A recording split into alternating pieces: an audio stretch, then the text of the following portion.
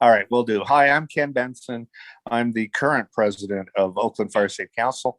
I want to thank all of you that took the time this evening to join us for our second session of Oakland Firesafe Council's Savvy, Homeowner Savvy, Property Owner Series for 2022.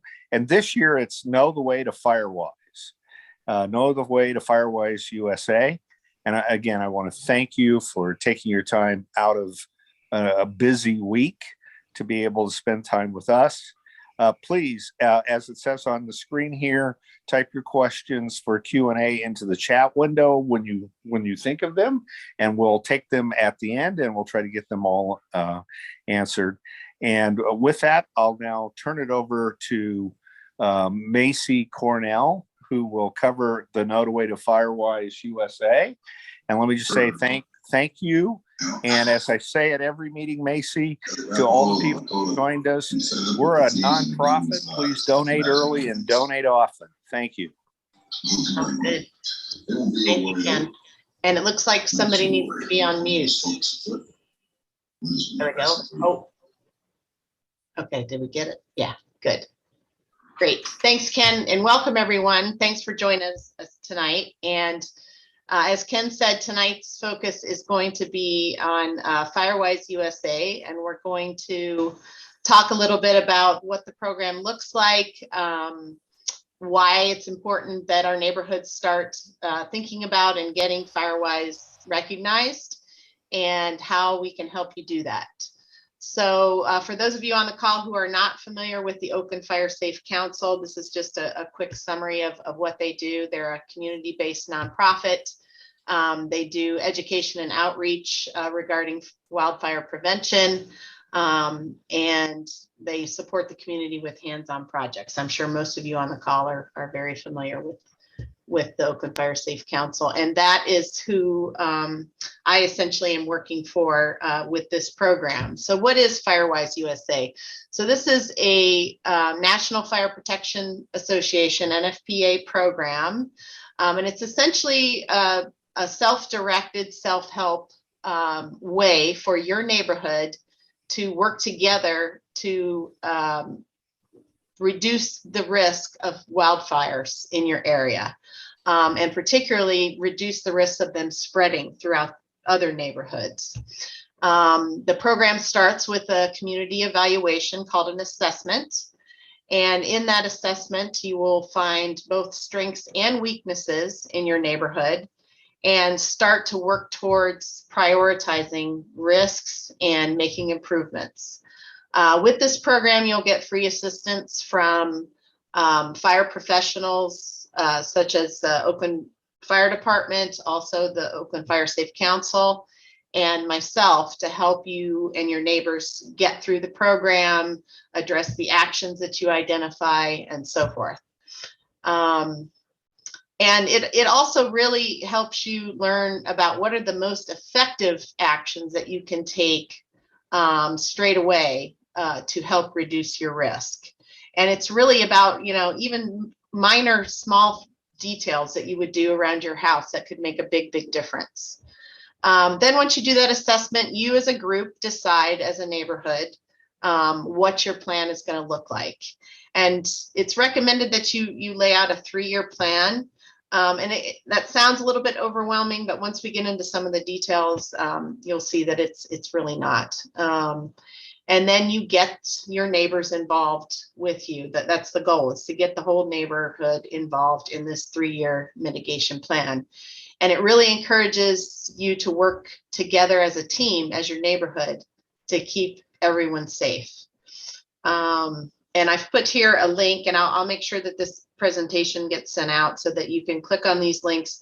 But the Firewise program itself is self-directed, and you click on this link and you just go right in, and it will take you step by step through exactly how to get the program started and how to do the assessment. It will also provide training opportunities for you and your neighborhood so that you know exactly what to look for when you're doing your assessment.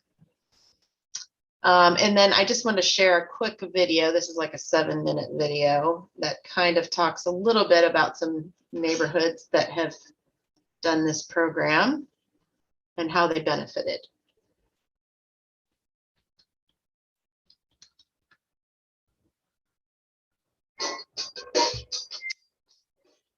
About 5 years ago, I was in the pre-evacuation zone and I had embers in my backyard. That was very, very scary. Embers can travel up to 2 miles. They're going to drop in on your property, and that's what's going to start the vegetation on fire. I am excited about reducing the wildfire risk because it does increase your chances of your home still standing if you do your work. We're working with the homeowners here today, reducing the wildfire risk. Collaboration is really key in this whole process. It's never one person making all the decisions. The homeowner makes the choices of what gets made. They taught us about how fire spread either with ground cover and bushes and fuel that acts as a ladder to catch the trees on fire. They also taught us about how if there is a wildfire, the top of our trees, the crowns of our trees are likely to catch fire, and it's good to create space around the trees as well. The most common misconception about reducing your wildfire risk is that it's clear cutting. It's not clear cutting, it's about making choices. We were able to identify trees that we wanted to preserve on the property. We weren't left out of it at all. So when we talk about the home ignition zone, we want to start from the area 0 to 5 feet away from your house. You want to make sure that you have your pine needles off the roof or any leaves that are going to collect up there, anything that's going to be in your gutters, and then go down to the bottom of your house. And if you look where the wind has blown the needles and the leaves, that's exactly where the embers are going to blow in. And so the embers are going to light those things on fire, which is going to light your house on fire. And then from there, 5 feet to the 30 feet, we want to look at that, kind of feather out the vegetation, stagger things, make spaces between your vegetation. So it's going to be a lot safer. Also, you're looking at grasses and shrubs. Those can be highly flammable. You want to make sure that you keep those knocked down so that those aren't the ladder fuel then to the next vegetation that you have. This side of your property looks great. I saw the before pictures. I saw that you had trees leaning over your deck. They were very close to your house. And by removing those trees, because of their potential problems, this is much, much safer.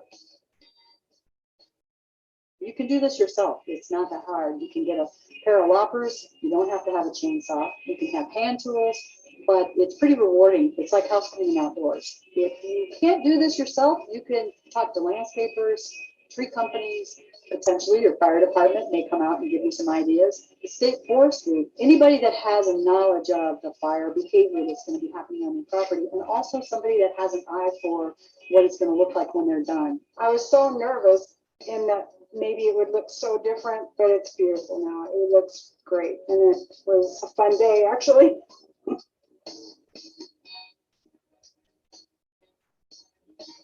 We hope that we've done enough to make it safer for our house, safer for the firefighters that do come in. Our neighbors are now very interested in having the same thing done to their property. And if we can get that done, it's going to make the whole neighborhood safer. Science has proven that doing this type of work to reduce your wildfire risk has been very successful. Make a smart choice. Okay, great. And one thing I really like that she mentioned was, you know, watching when you have a big windstorm, go look around your house and see where all of the pine needles blew to. So that's basically exactly where those embers are going to blow into your house. So I really liked that comment that she made, and it was something I went out and did after we had a big windstorm. I've also attached here a more in-depth video that's a little bit longer, but I really encourage you to check it out. It's Dr. Jack Cohen, who has put together a nice video that shows, like, they basically do a simulated ember storm and up against a house, and it shows you exactly how the embers behave on your house based on what's around it. So I really recommend you check that out when you get a minute. And here I put together just a couple pictures of neighborhoods that went through the Firewise program, and just showing you that even when you have such devastation in a particular area, that if you've done a good job around your house and followed the guidelines of the Firewise program, your house is greatly increased that it's going to be saved. So it is a worthwhile effort to take to save your house and your community. I want to talk a little bit about also what Firewise is not, because there's a lot of misconception that this is going to be a lot of extra work for your neighborhood. And of course, everybody's so busy right now. But I want everyone to know that it's really not a lot of extra work. A lot of the things you'll do are you're already doing to meet your vegetation inspection requirements from the fire department. And it's also, again, we encourage you to work with your neighborhood as a team. So for instance, if you have a neighbor who maybe can't get out and do some of this work themselves, maybe as a neighborhood, you kind of come together to help them, because really all it takes is for one of these houses to start on fire and we're all at risk, right? So if there are particular neighbors that maybe can't do the work, help them out a little bit. You don't have to include your entire neighborhood when you apply to be Firewise recognized. Though the hope is that once more and more people get educated about the program and they see the benefits, that we will get more and more people to sign on. But initially, you don't have to try to convince your whole neighborhood. You don't have to determine every possible fire risk that there is. But again, progressively, you will get more and more knowledge on learning how you are at risk based on your experience with the program. I can't stress this one enough. It's really not an opportunity for finger pointing. How a program like this will not succeed is if neighbors get angry at one another because they're trying to, point fingers and say you're not doing the right thing. So I really encourage when I go out to do the assessments with folks that we're trying to get people on board without the finger pointing and blaming that can happen in neighborhoods. Your assessment should not focus on one house in particular. It should focus on the area. So pay attention to, what plants are in the area, what kind of building materials are being used. Is there a fire break in between you and another property that might have another trees, things like that. And it's not expensive. Actually, it can cost you next to nothing to be involved with this program.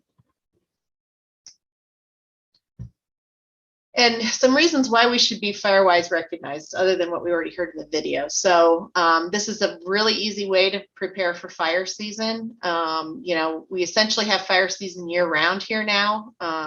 We used to say in May and maybe in July or August, we start to prepare, but it seems like every year it gets longer and longer. So it's an easy way for you to prepare. It gives you insights in your community where the risks are. So one of the things that came up in a couple of the neighborhoods is accessibility to their fire hydrants. Had they been serviced recently or not? So obviously that could be a big risk to your neighborhood if you learn that your fire hydrant is buried underneath debris and vegetation. It improves awareness of just general safety and good practices, how to make sure you evacuate your neighborhood, for instance, and how know different ways to get out of your neighborhood. And of course, it greatly reduces your wildfire risk, because as we know, living in this high fire zone, that it's not a matter of if we're going to have a fire, it's when. And Sue Piper actually reminded me of this when we were putting these presentations together. Oakland follows the state fire codes currently. And we know that living in a high severity zone, that those codes really are not stringent enough for where we live. Now, the hope is that someday they'll get more strict, but we're not there yet. So in the meantime, it's kind of up to us as property owners and renters and people that live in this neighborhood to make sure that we're safe. The program will help educate you on landscaping and hardscaping choices. I know this has really been helpful for us, making some changes in our yard that now we know that, we're probably not going to plant that row of fruit trees there because it's too close to the house. Or instead of putting mulch down in our front yard next year, we're going to start putting gravel down because that's something that's going to be a little bit more fire resistant. So you'll start to learn things like that in this program. And it helps you to kind of systematically mitigate risks. Like I said, if you put this plan together, it doesn't seem so overwhelming, because if you kind of just go after everything all at once, inevitably, you'll get overwhelmed and you might fail. So if you put a plan together that targets, key areas every year, and you build on that every year, it'll be a much easier task to swallow.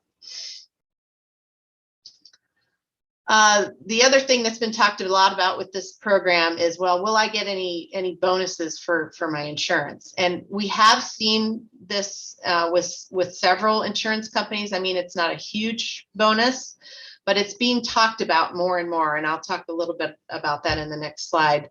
But we are seeing that's improving your standing with grant applications. For instance, if you wanted to have, a big amount of trees removed from a property that butts up to yours, if you're going through this program, you're more apt to be eligible for those grants.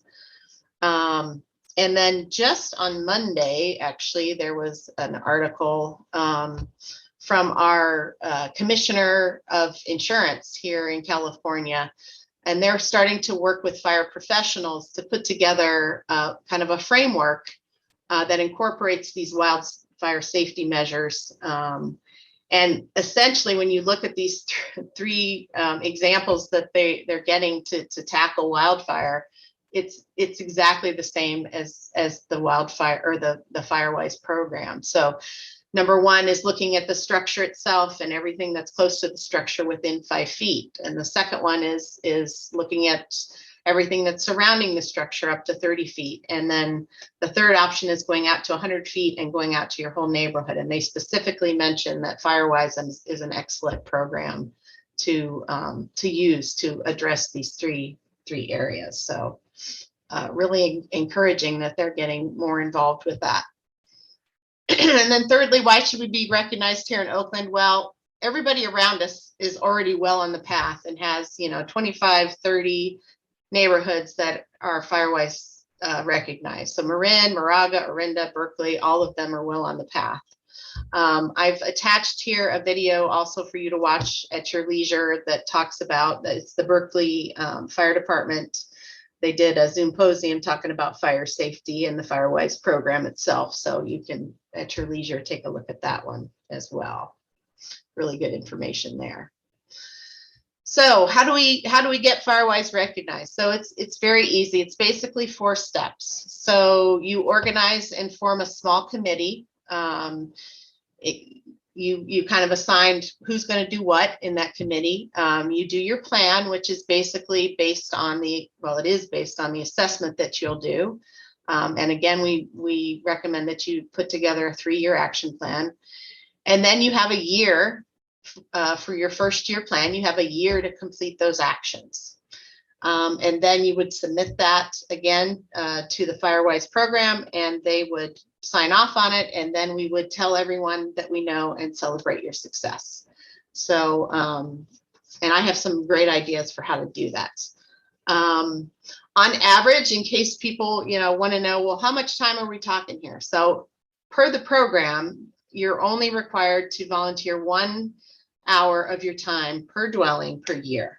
And I think we all do that on any given weekend when we go out and rake our leaves. So, so that's really the only amount of time that's required.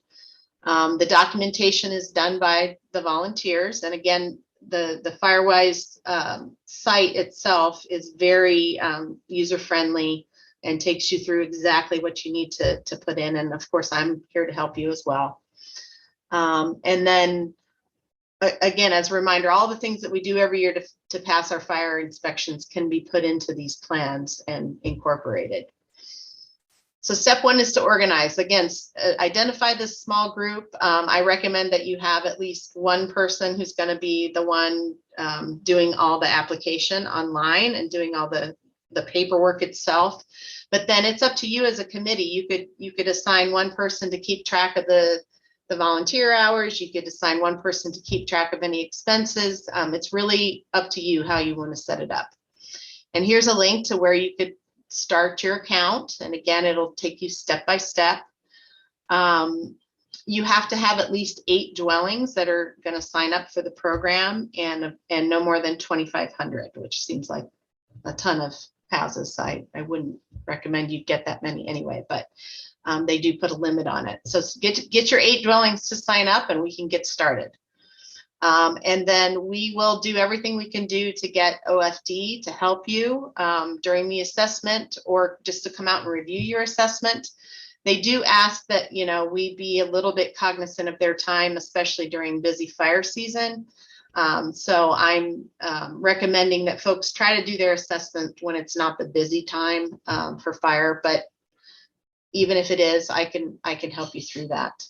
And then here's a link where you could click on to look at, this tracks where all the Firewise communities are across the United States. So if you want to see, for instance, how many are in Berkeley or how many are in Marin, you click on this link and it will show you. And you just type in your address and it'll pull up the map and show you which ones are Firewise certified. So then step 2 is your plan or your assessment. So when you click through the self-guided tutorial online, it will ask you to define your boundaries of your assessment. So you just determine, you know, what size of neighborhood, and it's what I recommend people do is just print out a map and kind of highlight around what you're going to do, and then just scan that and put that in as part of your documentation. This is really the most important part of the program, is the assessment itself. So I do recommend that everybody that's going to be on the assessment team go here to this link and do the risk assessment tutorial. Again, so there's not a lot of just, well, so-and-so's needs to really cut that tree, and because that's really not what it's about. You need to learn about what is important during the assessment. So really recommend you get that training. And it's only like a 20-minute training. It's not a lot of time. And then you'll perform your assessment, and that assessment will be good for 5 years. And then you'll put together your 3-year plan based on that. I also recommend that folks take pictures during the assessment. So just so that when you're 3 years in, you kind of remember what it was that you saw. This could also be a good tool. For instance, if we can't get the firefighters to come join us in person, we could just send them the pictures and they could say, yeah, that's a good thing to focus on, or no, I think this would be a better thing to do. So recommend that you take pictures during the assessment. And then you would create your action plan, which I will gladly help you do. I've helped a couple neighborhoods do that now. And then how to conduct the risk assessment. Again, we're looking at the general conditions of the overall site.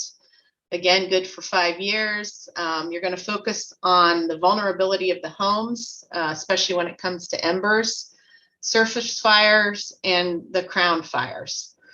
The condition of the structures themselves, any immediate hazards within the home ignition zone, so that zone that's right around the house, 0 to 5 feet out, and then any concerns that were presented when it comes to like open spaces that might come up to your property. So one that we just did in one of the neighborhoods, backed up to Holy Names College, and there's no fire break in between their property and the property owner's property, and it's just full of eucalyptus. So that is something that would be a common space, something that we would want to address right away.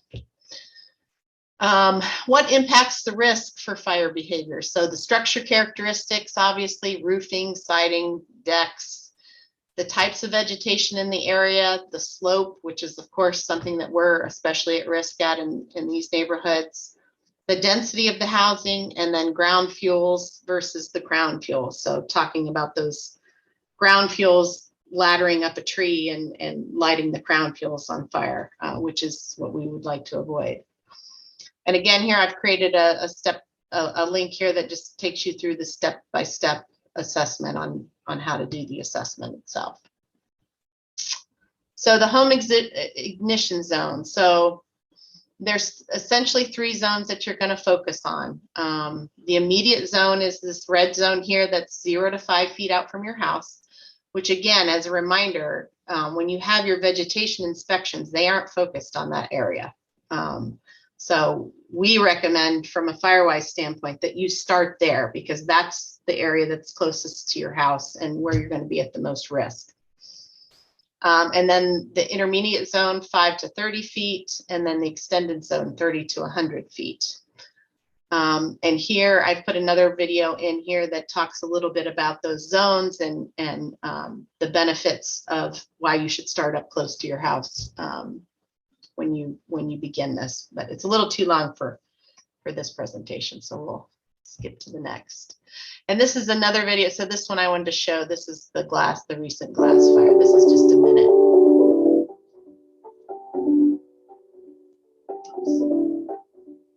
It's pretty emotional. It's so clear when you look at it that the wood mulch burned and it stopped at the gravel. And if it hadn't been for the gravel, it would have burned right up to the edge of the house. And would have burned the house, I don't know, but wouldn't have been good. You know, I think you just can't pretend this area is the way it was 30 years ago when it was early in its life. We're having wildfires, and I think we have to change the way we think about landscape. You see the world differently once you've experienced wildfire and having to run from it. You see what's flammable. Oops. And contractor, I used to think about whether it was aesthetically pleasing and highly functional. But highly functional is taken on a much higher level now. Is it functional for a wildfire? The thing that has struck me over this last couple of weeks was some sense of peace that at least we tried, at least we did something, and as it turns out, what we did mattered.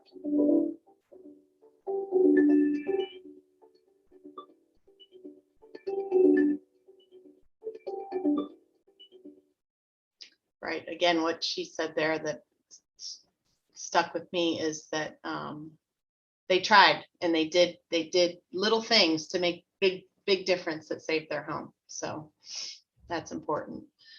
So the immediate zone is 0 to 5 foot.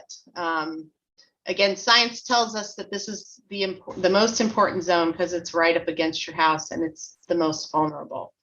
So making sure that your examples of this would be making sure that your roofs are clean, that your gutters don't have dead leaves, make sure that you're repairing any issues with your roofs that might be hanging off or loose.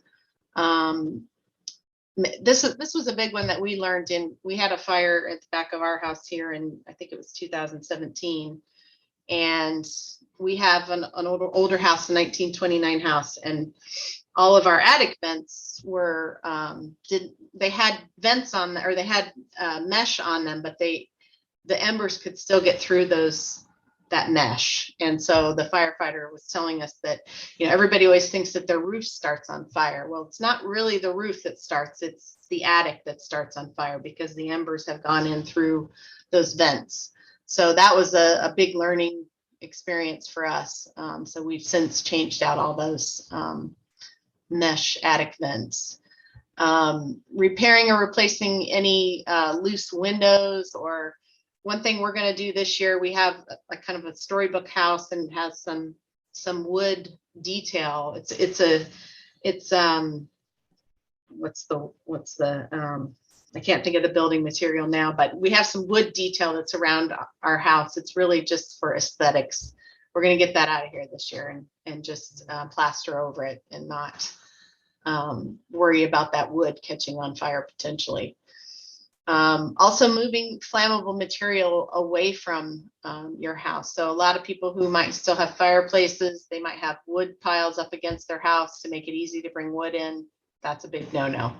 Need to make sure that gets away from your house. Even plants. So one thing I learned in one of the videos I watched was, people that have hanging pots on their porches, right? It looks beautiful, but in a fire, that's going to burn. So it's probably not a good idea to have hanging pots that are hanging right off your house. So again, just stuff that you'll learn in this program. And then the intermediate zone, the 5 to 30 foot, you're focusing more on the landscape, the hardscape, what materials you're using. Make sure that you get anything away from any propane tanks like that you might have around for barbecuing. And, you know, now that we have these power outages, having generators out with wood around them that could potentially catch on fire, things that we have to think about. Making sure that you have fuel breaks in between the driveway and even the road. I see, you know, as I drive around Montclair, I see all these trees that are basically forming a big, I don't even know a tunnel, I guess, over a road. And the first thing that comes to mind now is that if there's a fire, that means I'm going to be driving through a tunnel of fire, right? So keeping in mind how overgrown the vegetation has gotten in this area.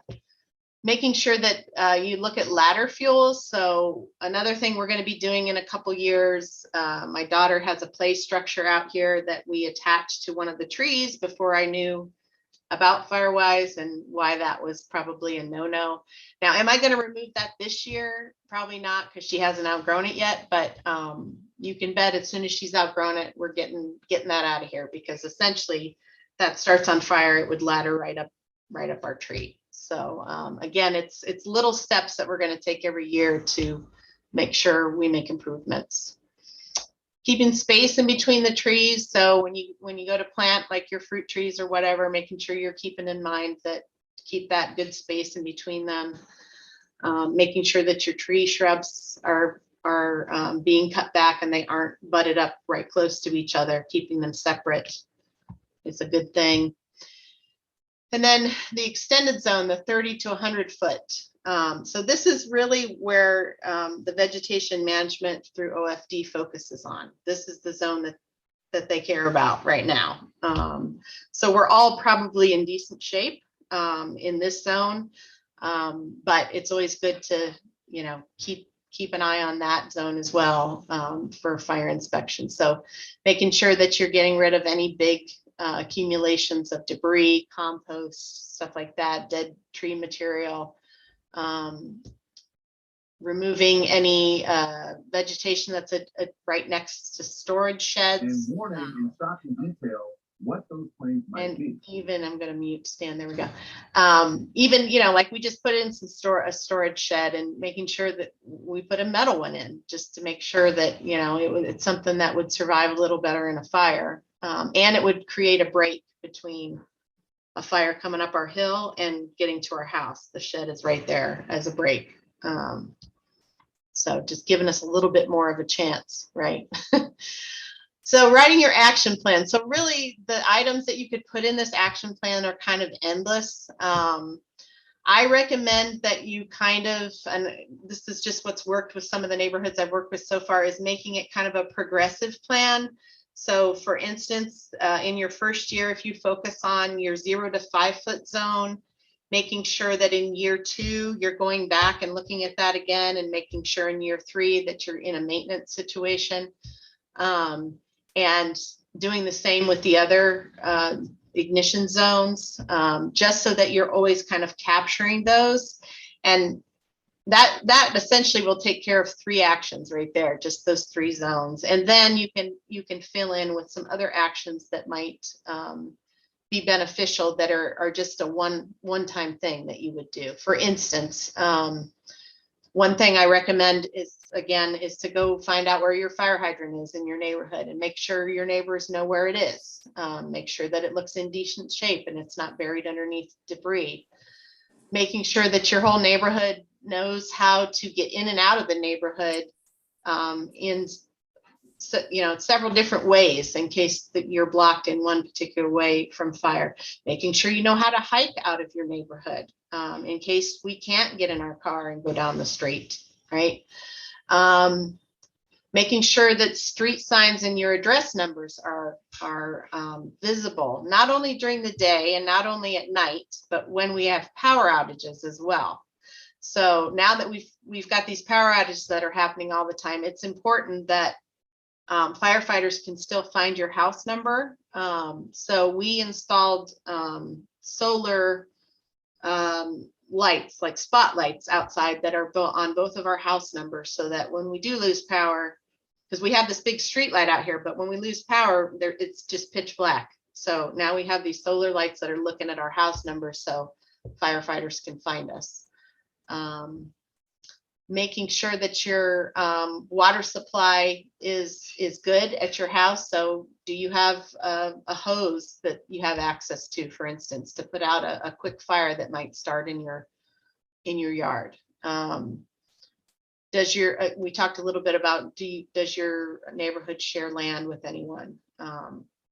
The other thing that's important is to make sure that your actions that you put into this plan are measurable. So coming from a quality background, this is important, because when you go back in a year to look at your action plan, you need to be able to check it off and know that you did it, right? So just saying things like, looking at the neighborhood and checking for debris, right? That's not something that is really that measurable.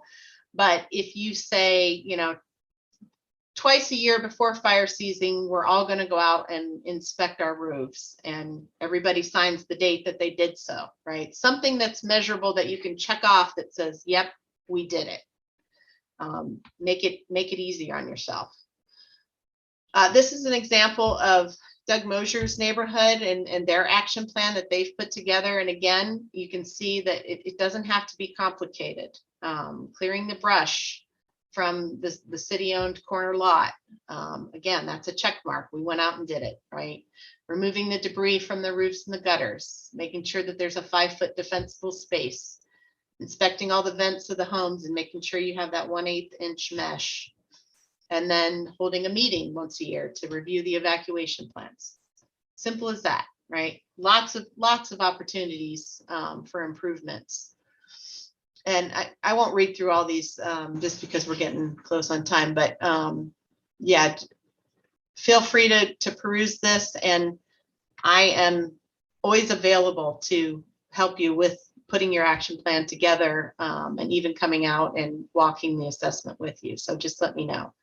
One thing I highlight here, the CM Xingtao has offered that any neighborhood within the high severity zone that signs up for Firewise, and let's say they want to do a neighborhood cleanup one day, she will offer a free green waste dumpster to come to your neighborhood and be dropped off, and you can notify your neighbors and say, hey, we have a free dumpster, come get rid of your green waste.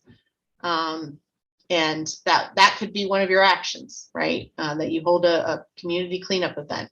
One thing I will remind people of, though, make sure that wherever you put that dumpster, it's not easily accessible for somebody driving by to just throw in whatever they want to throw in.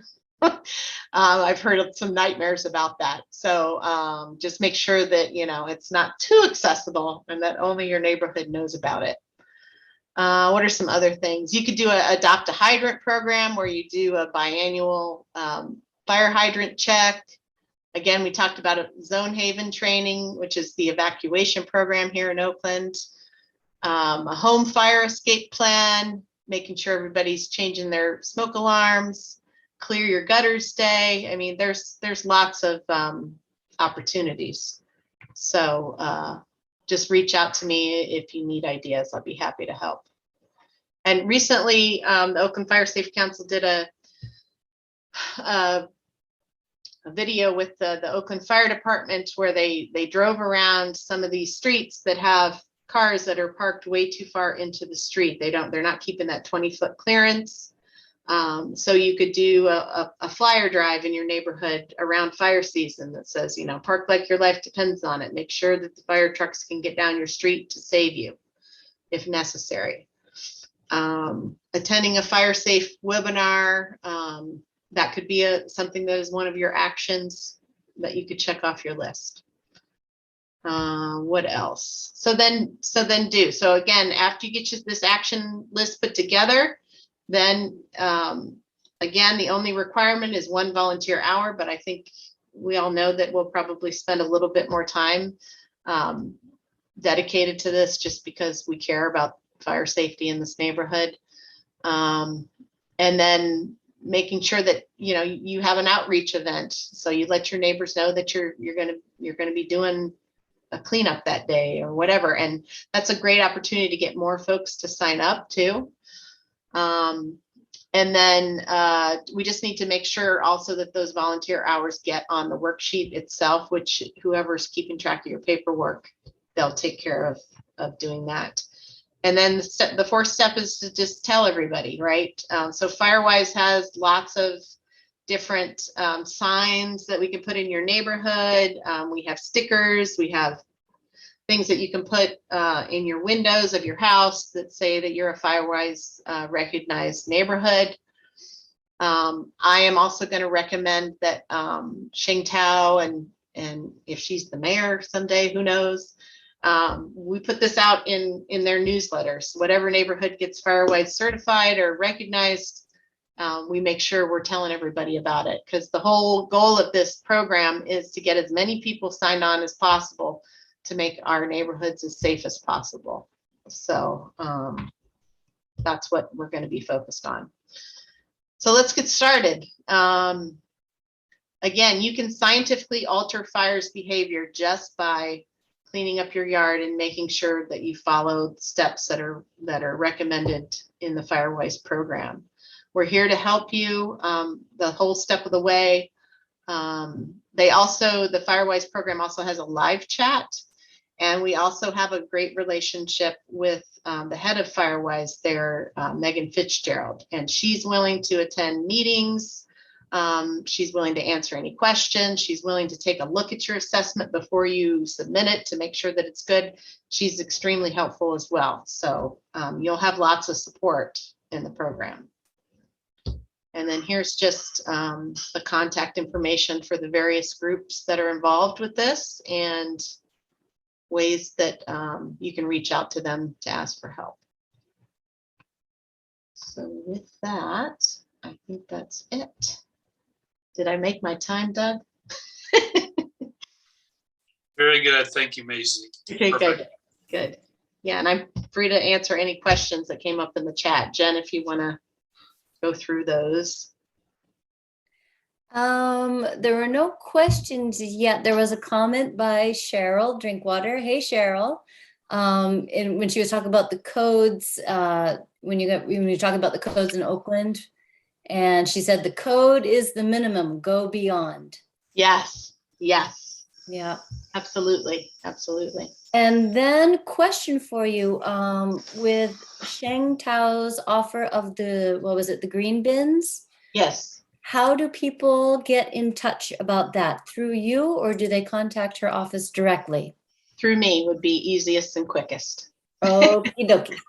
Yeah. Okay. So sure. Yeah, and what was the name of that program again, or did it have a name, or? No, it's just she said that if anybody in the high fire severity zone signs up for Firewise and they want to get a green bin dropped off, we just reach out to her and she'll make it happen. Okay, fantastic. So they have to sign up for Firewise and Correct. then go through the steps and then go through you. Okay, got it. Yeah. Thank you. Mm-hmm. Questions, comments? Sue, I know you have some things to say. You want to add?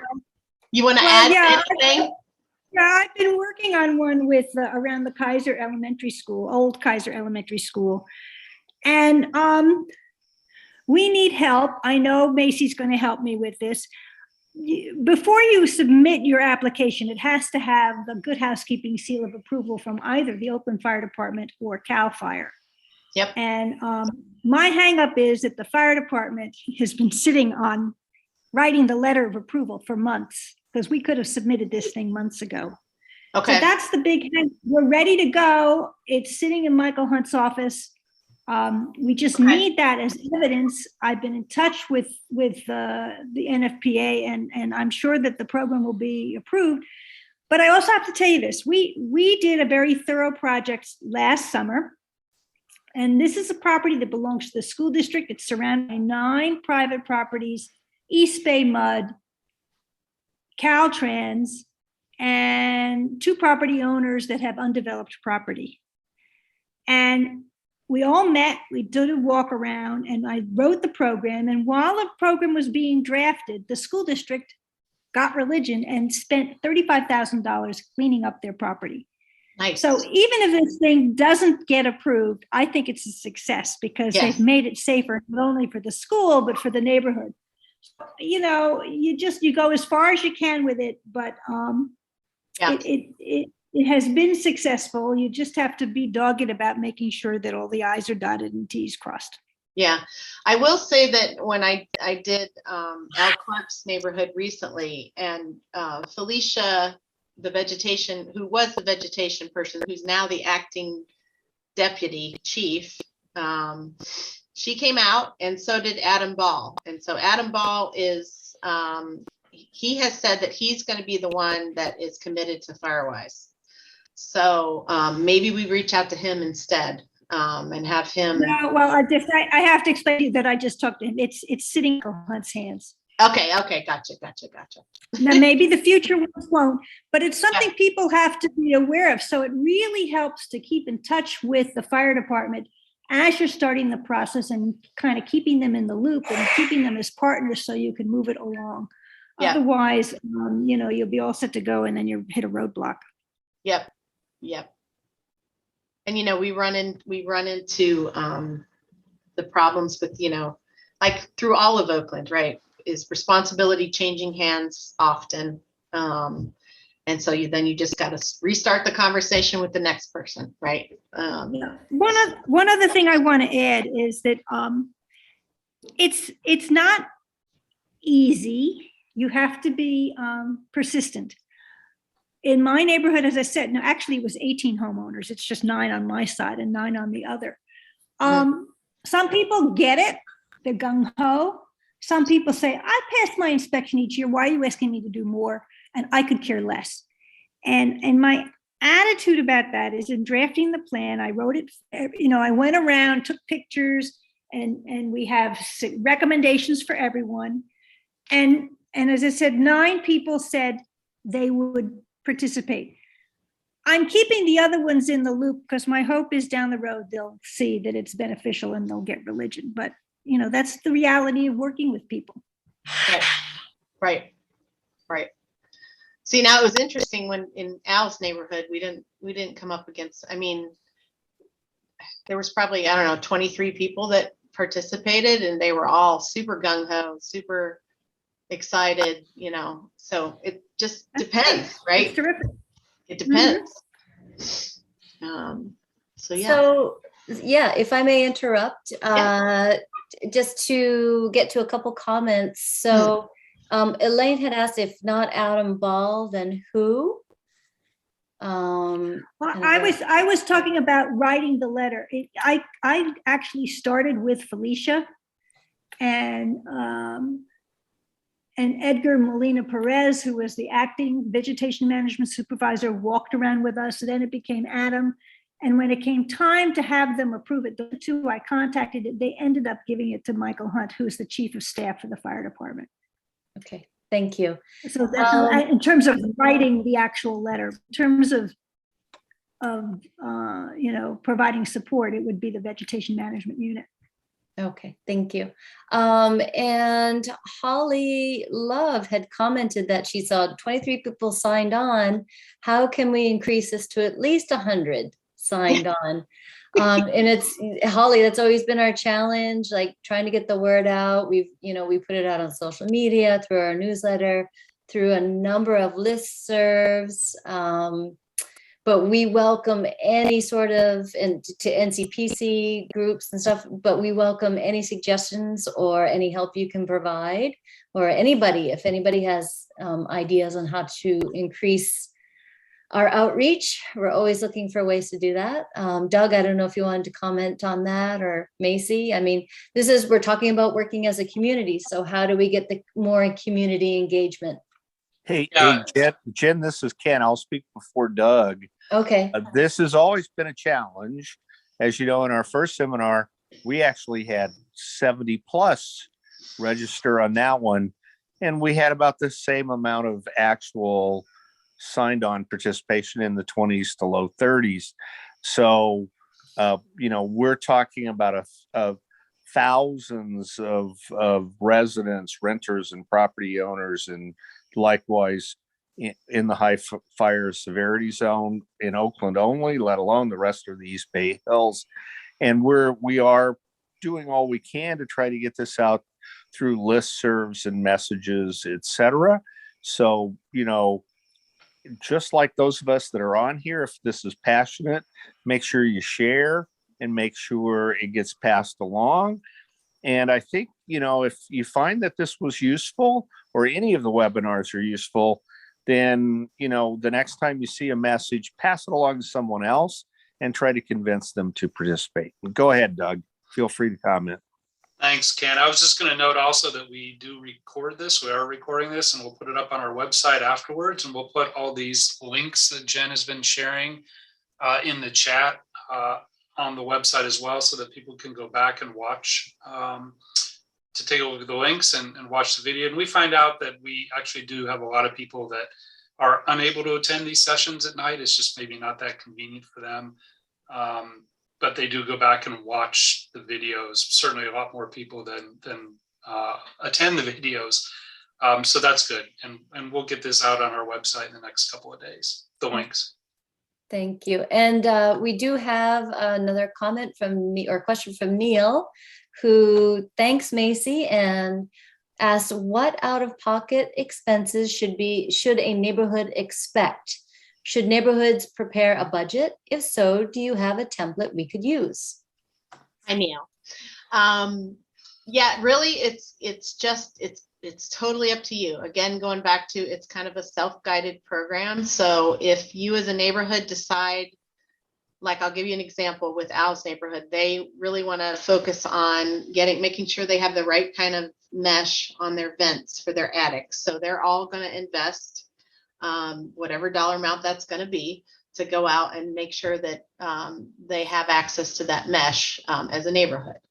Another one that came up was, if there's a tree that's in your neighborhood, but maybe it's $15,000 to get it cut down, which is not uncommon here in our area. Maybe you're going to go together as a neighborhood to work together to get that particular tree cut down. I don't know.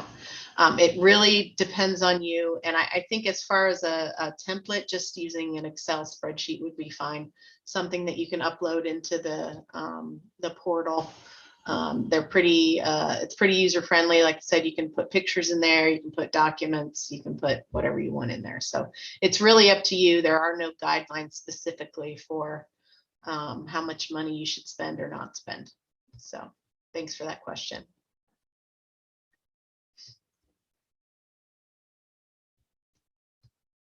Did I see another? I thought I saw another thing pop up. Was from Stan? Did I see something from Stan? Sue had commented that, in the newsletter, maybe we should highlight what some of the groups are working on to kind of inspire other groups to organize, which is a great idea. Yeah. Sounds good. Well, thank you. We have just a couple minutes left, and we have some wrap-up information that we want to provide. And thank you so much, Macy. That was a great presentation. Thank you. And all the work you're doing to help not only the Firesafe Council, but Oakland be more fire safe and our neighborhoods more fire safe. That's great. So thanks so much. Well, thank you. Thank you. We do have guides. We have a number of guides. If you haven't looked at our site, it's our Oakland Community Preparedness and Response site, part of the Oakland Firesafe Council. And the primary guide that we're highlighting right here is the one on Firewise USA. So you can take a look at that if you go to oaklandcpnr.org and look at the guides tab and guide number 12. And it just provides some sort of summary information on the program. But we also have guides on home hardening against wildfire, defensible space, fire safe planting, checklists, and a checklist on home wildfire hardening. So please take a look at those 2-page guides that are on our website. And then Ken, if you want to say something about our next meeting. Yeah, sure. Oakland Firesafe Council, first of all, appreciates all of you that did come tonight that participated. The questions were great. Macy did a great job. Thank you very much. Keep us charging forward with Firewise. So thanks. Our next meeting, and it's open to anyone, and not just members, but anyone that's interested in this area. Please join us for Saturday, February 26th at 10:30 a.m. to noon. It's coming up. It's not this Saturday. It's the following Saturday. Again, 10:30 to noon. And you can find how to register for the meeting or access it at our website at oaklandfiresafecouncil.org. And again, thank you all for attending this evening's webinar. Thanks. Thank you. And this is, tonight's has been number 2 of 5 of our Savvy Community Town Hall sessions. So the next session is in March, a month from today. And it's on reducing fire risks, sort of around the greater community. So we'll have an environmental horticulture advisor, Stephen Swain, will be presenting. And he's very much an expert on fire safety and landscaping for fire safety. So that'll be a great presentation. So we will get the link up on our website, and we'll put it in our newsletter in the next few days as well, so that you can register for next month's session number 3. Jen, talk about our newsletter. So, oops, I'm trying to look for the link. So yeah, if you haven't already, we strongly encourage you to sign up for our newsletter, and we send it out more or less weekly. And it's chock full of lots of information, preparedness tips, current events specific to our area. So yeah, highly encourage you to sign up for it, and I'll throw the link in the chat. So thank you. It's 7:30. This is the end of our Savvy session number 2. Again, thank you all for participating. Thanks to Macy, thanks to Sue and everyone else for great information. And we look forward to seeing you a month from now at our session number 3. And thank you all, and stay safe. Thanks, team. Well done. Thanks. Oh, just answering Neil's question, last minute question. We do not use the same Zoom link for each time, so you have to just re-register.